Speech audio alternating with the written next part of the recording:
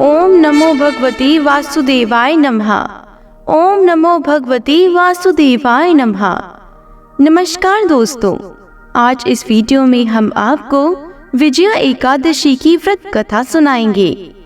धर्मराज युधिष्ठिर बोले, हे जनार्दन, फाल्गुन मास की कृष्ण पक्ष की एकादशी का क्या नाम है तथा उसकी विधि क्या है? कृपा करके आप मुझे बताइए। श्री भगवान बोले, हे राजन, फाल्गुन मास की कृष्ण पक्ष की एकादशी का नाम विजया एकादशी है। इसके व्रत के प्रभाव से मनुष्य को विजय प्राप्त होती है। यह सब व्रतों से उत्तम व्रत है। इस विजया एकादशी के महात्म के श्रवण व पठन से समस्त पाप नाश को प्राप्त हो जाते हैं। एक समय देवर्षि नारद जी ने जगत पिता ब्रह्मा जी से कहा, महाराज, आप मुझसे फाल्गुन मास की कृष्ण पक्ष की एकादशी विधान कहिए।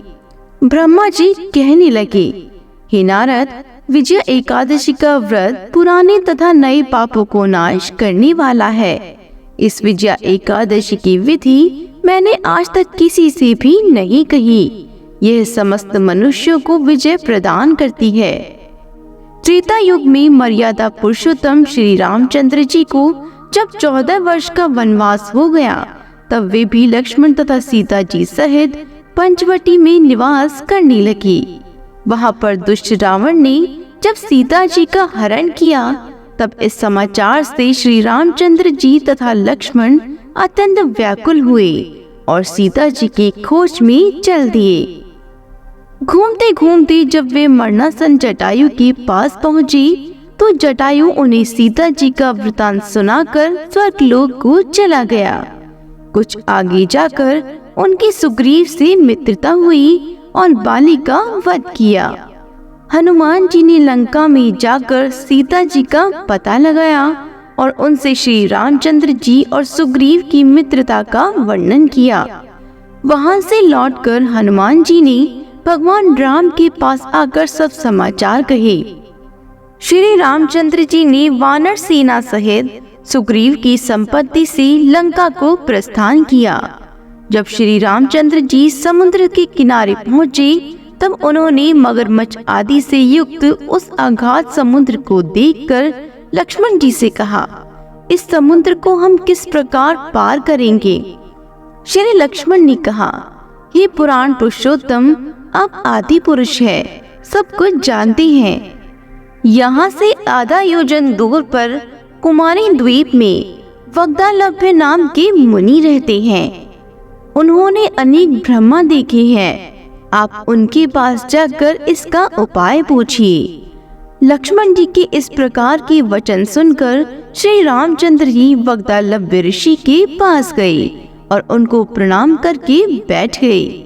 मुनि ने भी उनको मनुष्य रूप धारण किए हुए पुराण पुरुषोत्तम समझकर उनसे पूछा, हे राम, आपका आना कैसे हुआ? रामचंद्र जी कहने लगे, हे ऋषि, मैं अपनी सेना सहित यहाँ पर आया हूँ और राक्षसों को जीतने के लिए लंका जा रहा हूँ। आप कृपा करके समुद्र पार करने का कोई उपाय बताइए। मैं इसी कारण आपके पास आया हूँ। वग्दालभ्य ऋषि बोले, हे राम, फाल्गुन मास की कृष्ण पक्ष की एकादशी का उत्तम व्रत करने से निश्चय ही आपकी विजय होगी। साथ ही आप समुद्र भी अवश्य पार कर लेंगे। इस व्रत की विधि यह है कि दशमी के दिन स्वर्ण, चांदी, तांबा या मिट्टी का एक घड़ा बनाएं। उस घड़ी को जल से भरकर तथा 5 पल्लव रख वेदिका पर स्थापित करें। उस घड़े के नीचे सतनजा और ऊपर जौ रखें। उस पर श्री नारायण भगवान की स्वर्ण की मूर्ति स्थापित करें।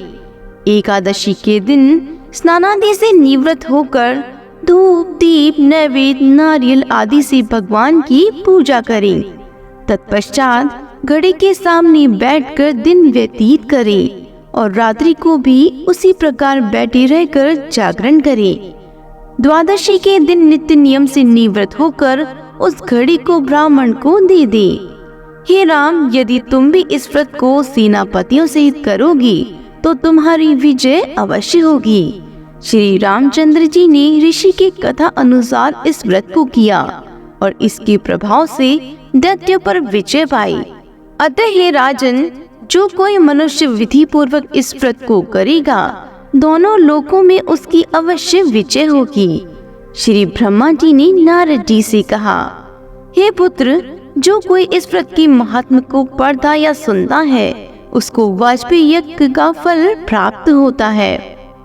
इस व्रत को करने से सभी पापों का नाश होता है और बैकुंठ धाम की प्राप्ति होती है।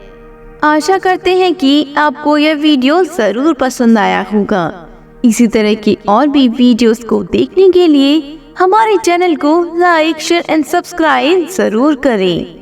बोलो विष्णु भगवान की जय हो।